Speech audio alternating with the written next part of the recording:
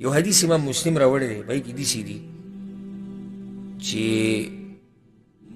ابو عطیه مالک ابن ابي عامر وی زه او مسروق موږ دواړه په عایشه رضی الله عنها پسې لاړو. وی موږ ورته وایي چې یا ام المؤمنین رجلان من اصحاب محمد صلی الله علیه وسلم، دوه کسان دي د پیغمبر په صحابه کرامو کې.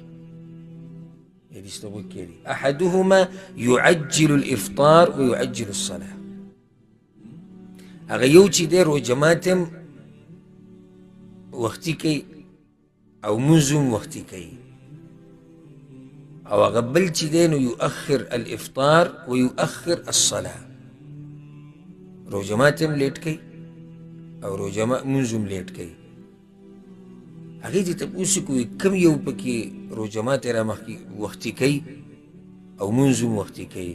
وی موږ ورته وایي چې عبدالله بن مسعود رضی الله عنه هغه دا کار کوي. وی عایشې ووایي چې کذلک کان یصنع رسول الله صلی الله علیه وسلم، دقې د پیغمبر صلی الله علیه وسلم طریقه وه، هغه هم دقې شان چل کوه.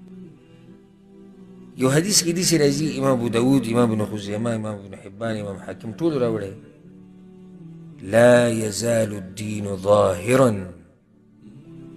ما عجل الناس الفطر.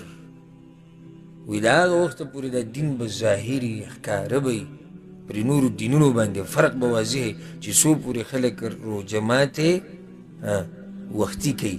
لأن اليهود والنصارى يؤخرون، ځکه چې یهود و نصارا لیټ کول کوي، تاسو به لیټ کول